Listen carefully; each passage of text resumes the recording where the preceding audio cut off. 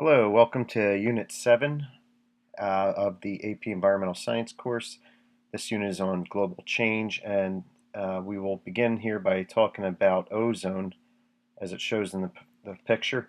You're going to see that there is a lot of review in this unit, which is definitely a good thing because there's a lot of information thrown at you all at once, so to review a couple topics is actually a very good thing. And right off the bat, we want to point out that in this image here, it's talking about ozone.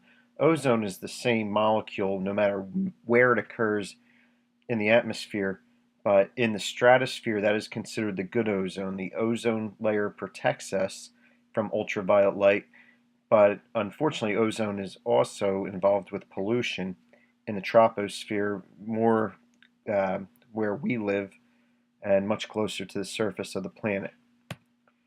So again, a review here about the layers of the atmosphere. The troposphere is where we live. This is also considered the weather sphere.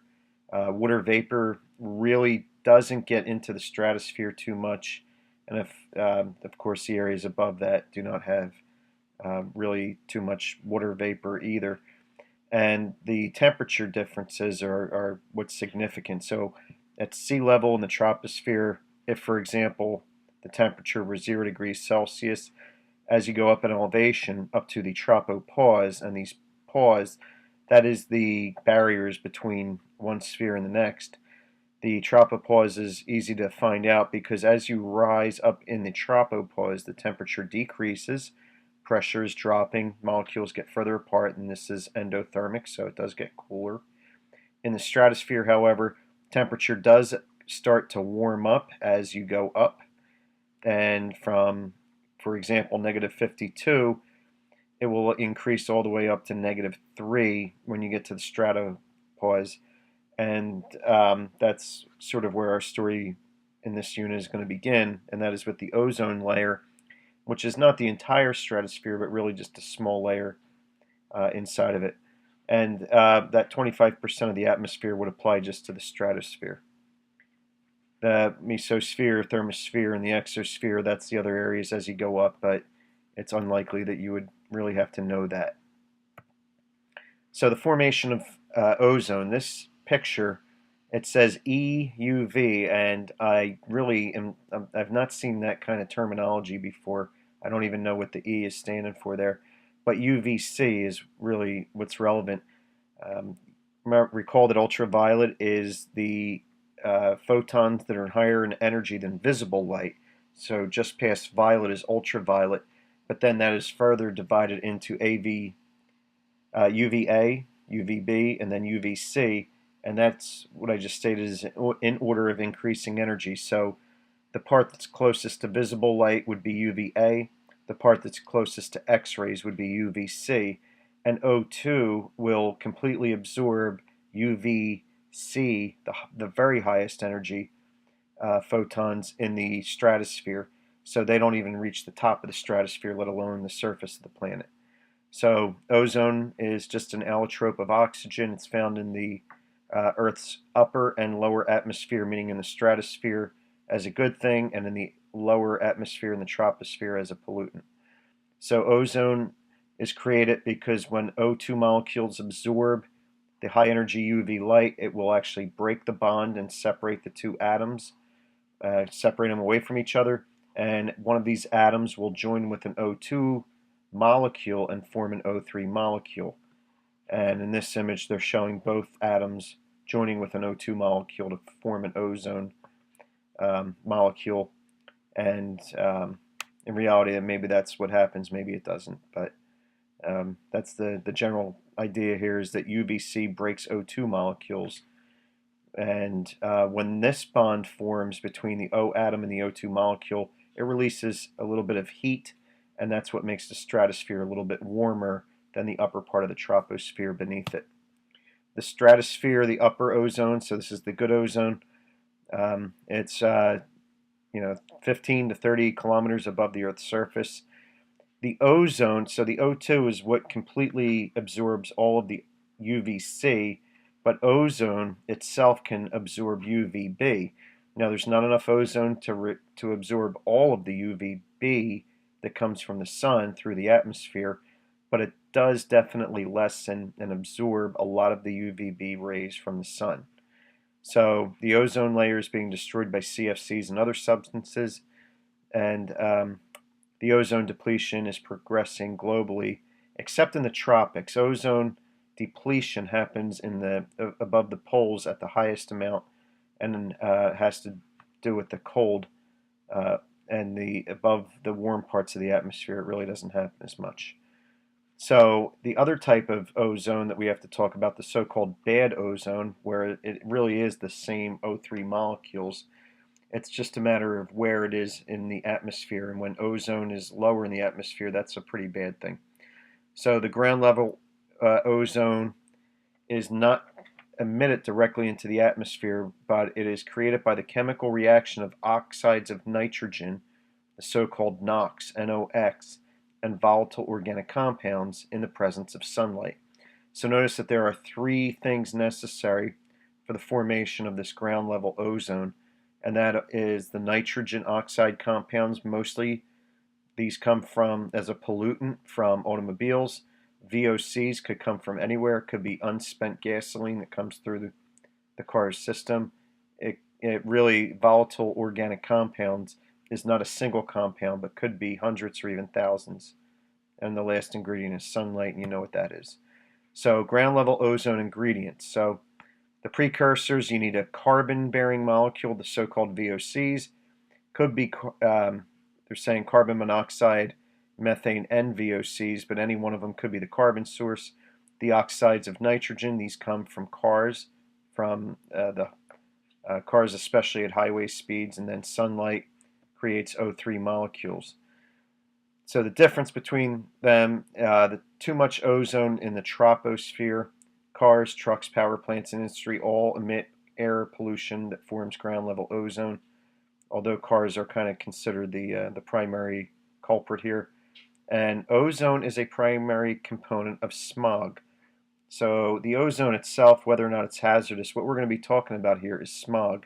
And the one city in the United States associated with smog is Los Angeles, California. And just to kind of review very quickly the three ways that energy can be transferred from a source to an object.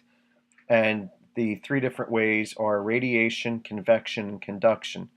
If we start by conduction, this is transfer by actual contact. And this image is showing all three of these things. So the pan's getting hot by the fire via radiation. And radiation means photons that are moving through using the electromagnetic spectrum, especially the infrared region.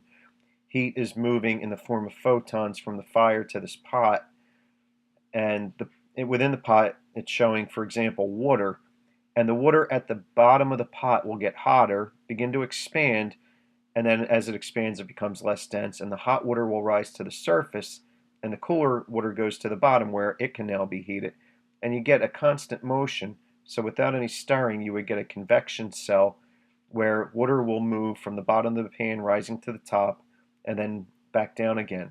So convection is that sort of motion where actual molecules of matter are getting hot, but then the molecules move. This is as compared to conduction. Heat is an excellent conductor of not just electricity but also heat, and this fellow who's holding the handle in his hand is going to get burned because the pot is getting hot, and then the molecules of, or in this case the atoms of metal, are not moving, but the atoms are conducting, allowing heat to transfer through the matter. So the basic idea here is that in radiation there is no necessary component of any atoms or molecules. For example, the sunlight that reaches us travels through 93 million miles of empty space where there is no matter, and that's an example of radiation. The sun emits radiation and it reaches the earth. Convection and conduction both depend on the presence of matter, but in convection the matter itself is moving. So molecules get hot and then the molecules move, and that's what gets the heat moving. Whereas conduction, the molecules, or atoms in this case, are held in place, and the heat is conducted from one side of that sample of matter to the other, even though the matter itself does not move. Okay, so like we said, the sun transfers energy to the Earth by electromagnetic radiation, mostly in the form of visible light, but there are some smaller amounts of other parts of the electromagnetic spectrum. And this image is showing you in this orange curve here, this is the amount and types of solar radiation that reaches the top of our atmosphere. But the air in the atmosphere will absorb and attenuate some of that radiation. So you can see the visible region only goes from here to here, and there is a lot of visible light that's absorbed within the atmosphere. If it's not absorbed, it's at least scattered, maybe by dust particles or something like that. Infrared light, a lot of it reaches the top of the atmosphere, and to a lesser extent, some of that gets absorbed. And then over here is the UV, the ultraviolet, and there's actually, even within this range, this would be the high energy part of the ultraviolet spectrum. That gets completely absorbed by oxygen, O2 molecules, and none of it reaches the surface. UVB, you can see that there's, in this range, there's a lot of UV that reaches the top of the atmosphere but not the surface. And that's primarily through the absorption by ozone of UVB light. And then UVC, which would be over here, and it's not UVA light, rather, over here. Most of that does get through, especially during the hours close to noon. Okay, so types of UV radiation. UVA, you can see the wavelengths. It's from 320 nanometers up to 400 nanometers, and then if the wavelength is longer than 400 nanometers, it's going to be violet light. This is the least energetic of the three types of UV light, and it's also the least damaging to biological creatures, not just humans. So this also reaches the Earth's surface. Of the three types of UV light, this one reaches more than any of the other two. UVB light from 280 to 320, more energetic than UVA, less than UVC. It's more damaging than UVA, but less damaging than UVC, and a lot of that is absorbed by the ozone layer in the stratosphere. And then you can see a line which is drawn here, and that's to separate UVC, because although it is the most energetic of the three types of UV light, it's and the most energetic means most damaging, but it's not really a problem because it is completely absorbed by O2 in the stratosphere.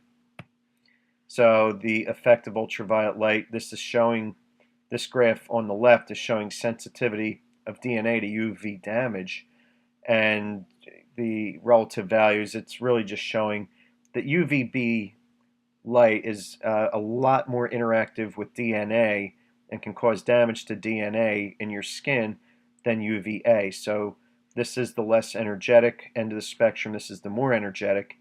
And not surprisingly, the more energetic light is more damaging to DNA in your skin cells. And then on the right, what we're looking at is the blue line is showing what is absorbed, what types of UV light and how much are actually at the surface of the Earth, whereas the red is showing you what reaches the top of the atmosphere. And so what you can see is in the UVA range, there's not a whole lot being absorbed by the atmosphere.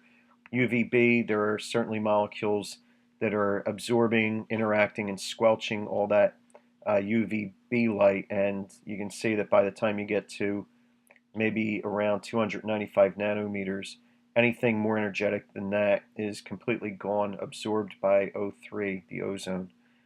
So while as the UVB is the most damaging, it's also the type that is least likely to reach the surface, at least between UVA and UVB.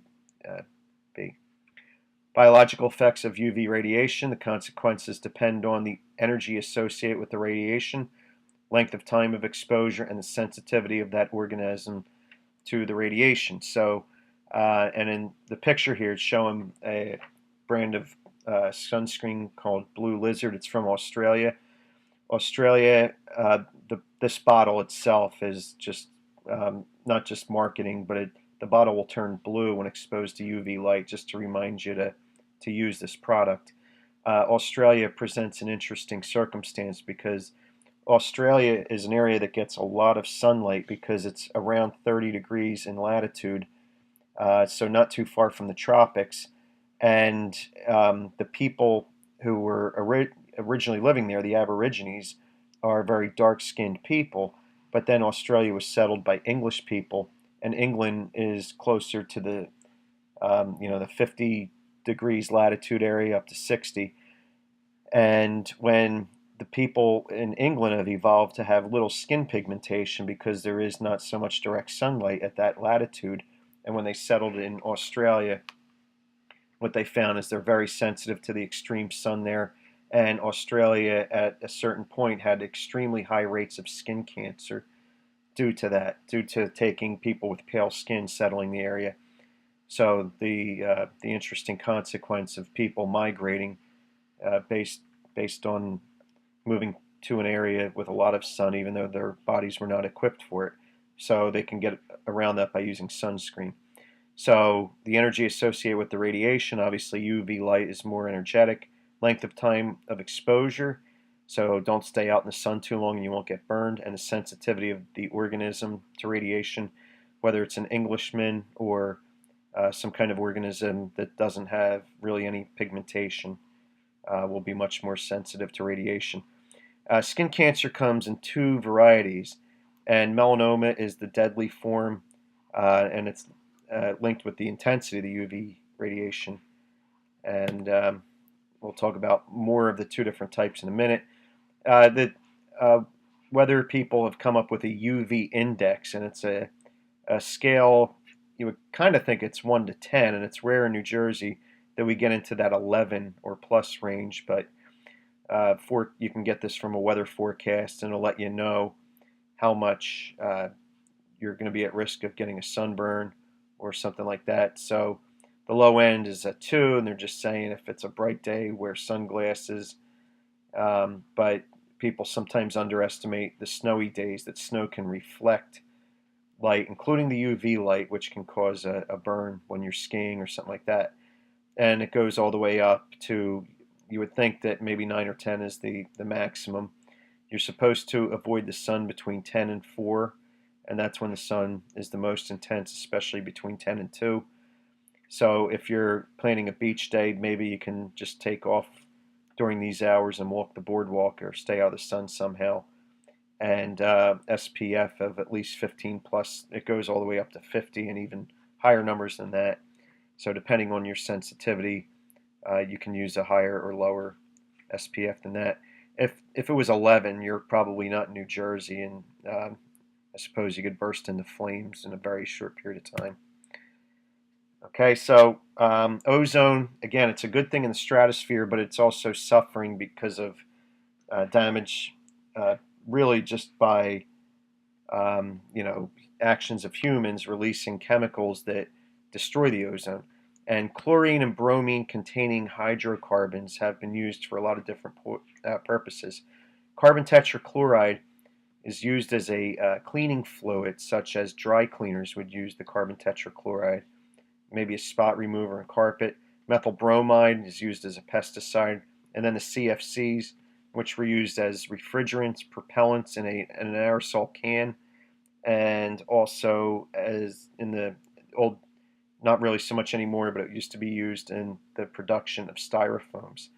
And halons are classic chemicals that they use as a fire extinguishing agent, that maybe they would put it in a fire extinguisher in a computer room, because a typical fire extinguisher contains powdered chemicals like ammonium phosphate. And if there's a fire in your computer room and you use it, it creates a lot of dust. And the traditional fire extinguisher would destroy all the computers, even if they weren't on fire, by all the dust that was emitted. So halon is something that comes out really as a gas, and it suffocates the fire. The one thing that all these chemicals have in compound is that they are very stable, and it says low human toxicity. Some of these are a little bit like the methyl bromide is toxic for humans, but for the most part, everything on this list is a stable molecule that is not toxic to humans. But aside from the human toxicity, the fact that they're stable means that they're going to last in the environment for a long time. So when these molecules do find their way into the atmosphere, because they're stable, they're going to last for a while. So the effects on the ozone, once the stable compounds reach the upper atmosphere, they're broken down by ultraviolet radiation. Ultraviolet radiation is more intense at higher elevations. So we're not talking about latitude here, we're talking about altitude, how far from the surface of the planet. As you go away from the surface, the intensity of all the sun's radiation gets higher. So the highly reactive chlorine atoms, these are formed by the interaction between the CFCs, the chlorofluorocarbons, and UV light, and it makes free atoms of chlorine, and that's what leads to the breakdown of the ozone. Two CFCs would be CCl3F and CCl2F2, and these are known by the names of Freon, Freon 11 and Freon 12. The numbers just tell you how many chlorines and fluorines. But when these compounds get into the upper part of the atmosphere, into the stratosphere, UV radiation will break the carbon to chlorine bond. So a photon here in the UV range will actually take that molecule and separate, for example, one atom of chlorine and break it off of that molecule. So you get a free radical, and a free radical just means one electron in an orbital by itself without a pair, just one electron. And so that chlorine atom will actually begin to break down O3 into O2 molecules, and it does so by the process of catalysis. It's a catalyst. So here's the thing. Here's a CFC. It absorbs UV radiation, and it breaks this bond between the carbon and the chlorine. Now you have a free chlorine atom out there on its own. It will find that ozone molecule and attach to one of these end oxygens. That's not really clear from the picture, but it'll grab onto either that one or that one and form a bond with it, a covalent bond, and form a chlorine monoxide molecule. And then the other thing would be an O2 molecule, which is stable and not really a problem. But this ClO molecule can then travel and maybe find another oxygen atom, a free atom of oxygen in the stratosphere, and it will reform diatomic oxygen. But then notice that the chlorine is again produced. So it's a reactant here and a product here, and the chlorine atom is a catalyst. But now that catalyst is free to go and break down other molecules of ozone. And one atom of chlorine could break down 1,000,000 molecules of ozone because it's a catalyst. This graph here is showing you between the latitudes of 63 and 72 degrees latitude, and this is south, so southern hemisphere. It happens to the northern hemisphere as well, but not as much. And the ozone is in this blue line, and the stratospheric chlorine is in the red line. And it's just showing you the near indirect relationships, that as the amount of chlorine in the stratosphere increases, the amount of ozone decreases. There's an interesting little anomaly here where they both change, but we're not going to get into the reasons of why. But it also does show that even as this anomaly occurs and the chlorine level drops, the ozone will actually increase, and that just is further evidence that that the ozone amount is dependent on the amount of chlorine. The chlorine does tend to accumulate at the very highest latitudes, including the South Pole at 90 degrees latitude.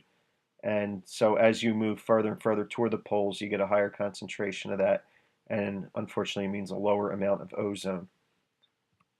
So here's the problem: ozone depletion. It would stand to reason that because ozone protects us from UV light, where you need the most of it would be in the tropics, closer to the equator.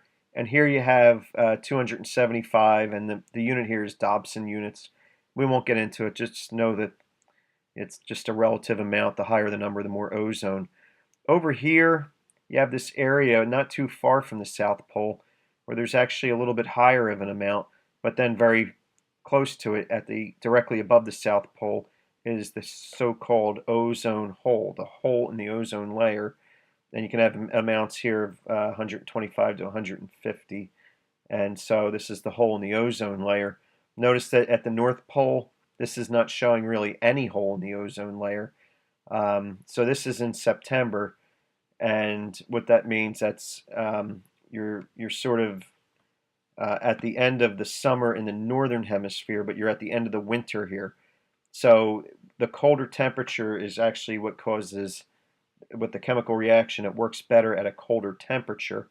And in the southern hemisphere on September 25th, that's actually the first day of spring for them, or maybe the second or third day, but close to the beginning of spring. So we're at the end of the winter. So all winter long, the hole in the ozone layer will be growing, and that's why you don't really see one at all in the northern, at the North Pole. But once fall and then winter hits for us, this hole would start to grow. So the ozone hole gets, again, we're showing exactly the southern part of the world, the South Pole. You can see the outline of Antarctica. And this would be for September 6th during the year. We're getting towards the end of the winter there. So why does the greatest loss occur over the poles? And it has to do with the cold weather. There is something called a PSC, which is a polar stratospheric cloud. And during the winter months, we kept making a big point that water vapor really doesn't enter the stratosphere, that remains in the troposphere. But turns out there, especially around the poles, there is some H2O gas that does get into the stratosphere, and it makes these thin clouds called stratospheric clouds at the pole. So these PSCs are polar stratospheric clouds, and they are composed not of H2O liquid, but of H2O solid. Because of the coldness, it's ice crystals. And these crystals tend to gather sulfur and nitrogen oxides, which are present not just because of anthropogenic sources, but also they're naturally forming. And these compounds are converted to ozone-destroying chemicals on the surface of the ice crystals. Then when the sun returns to melt these clouds, such as in late September in the Antarctic, as we're moving from winter into spring, the compounds are released and they start to accelerate the breakdown of ozone. So the ice crystals formed in these PSCs are kind of like they're sequestering the ozone destroying chemicals, and then when the sun finally hits them around September, they start to become released, and then they start to do their thing, which is to destroy ozone. I would point out though that both of these graphs are for the winter of for each pole. So the Arctic winter, so for the line in red here, the winter is January and February, and that's what it's showing here. And then for the South Pole, winter is at its peak in July and August, and that's over here. And the Antarctic, you actually get a colder temperature at the Antarctic compared to the North Pole because there's less land mass in the southern hemisphere, and land warms up a little bit quicker during the daytime than water, actually a lot quicker. And in general, the South Pole is just a colder place than the North Pole. At its worst point, the hole in the ozone layer was forming over both poles during the winter for each pole. And nowadays, they pretty much associate the hole in the ozone just with the South Pole. Okay, effects of ozone depletion. If the ozone absorbs ultraviolet light, and if the ozone's depleted, then more ultraviolet light reaches the surface. The effect of that is ultraviolet light can cause skin cancer, eye damage, including cataracts. It can damage the immune system. Phytoplankton, the little fellows that live in the ocean and or even natural freshwater, they turn sunlight into energy and start off the food chain, but they might not be evolved to deal with ultraviolet light, and then actually the ultraviolet light can harm or even kill them. DNA is in various life forms harmed, especially humans, because we don't have a fur coating like other mammals. And there's actually a fish in the Antarctic that does not have any pigments because it really never needed pigments because of how far from the equator it is. But now that there's more ultraviolet light getting through at the South Pole, that these fish are suffering DNA damage. And there's possibly other things we don't even know about yet. Just some gruesome photographs here. The two general types of skin cancer is the non-malignant, and these are not to say that they're safe, but they're not really as bad as the malignant form. And this is showing you what really looks like a mole or just a giant freckle from the distance, but it could be cancerous, and it's because of the interaction of UVA light with the DNA in the nucleus of skin cells. And then the malignant form, this is the bad type, and there's a higher risk of the malignant melanoma from severe sunburns, especially in childhood. So if you suffered, repeated sunburns as a child, you're going to be more likely to get these malignant types. And this unfortunate picture shows somebody with one on their face. And so the risk of malignant melanoma has increased by 10% and non-malignant by 26%. The vast majority of skin cancer is the non-malignant type. And so that's the good news. But the bad news is that they're both increasing. Other types of damage that you can get from ultraviolet light, it can suppress the immune system, accelerate the aging of skin. So if you look at these pictures, it shows the hands of somebody who has obviously seen their fair share of ultraviolet light, and it's going to really make the skin look leathery and yellow and dry and just cracked. This is obviously a severe case of that, and it can actually cause an outbreak of a rash in people with very light skin because of an allergy. So ozone depletion was first detected in 1974, and this is where it was first at least noticed that the ozone layer was developing a hole over the South Pole. And you can see the amount of CFCs that were produced increased year after year after year. And then in 1974, it was finally detected and monitored. It doesn't mean that this area really didn't have any ups and downs, but nobody was monitoring the CFCs at this time. So this area is estimated. Then you can see some fluctuation until you got to this absolute maximum point in the mid to late 80s, and something called the Montreal Protocol. It was an international treaty where a bunch of nations got together in Montreal in 1987, and they decided that they were going to reduce and ultimately eliminate some of the ozone destroying chemicals. And so you can see that there's in the graphs that there's data showing 1984 would have been right around here, and that after that the amount of these ozone destroying chemicals did begin to decrease.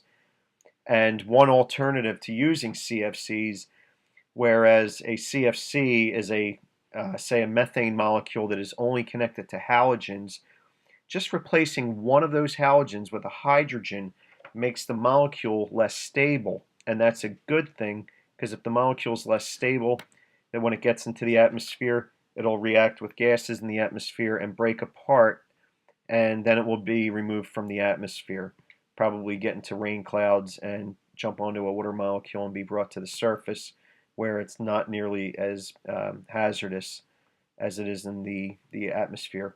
And this one's dichlorofluoroethane, and attaching, again, hydrogens in place of halogens.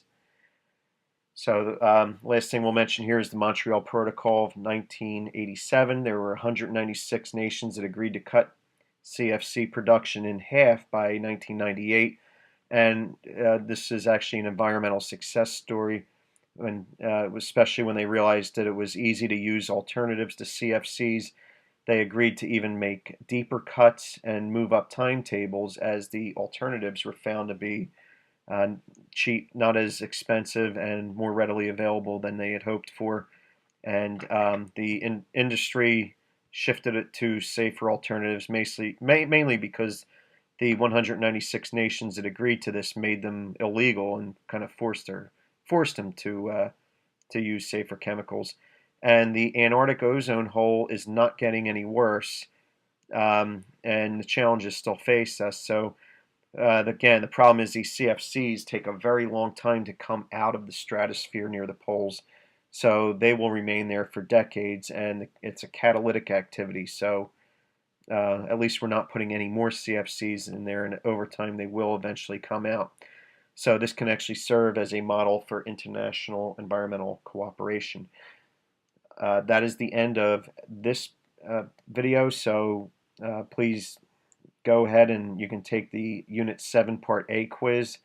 and the rest of this Unit 7 will be covered in just one more video that might be a little bit longer than this one. But I hope you enjoy, and good luck on the quiz. Goodbye.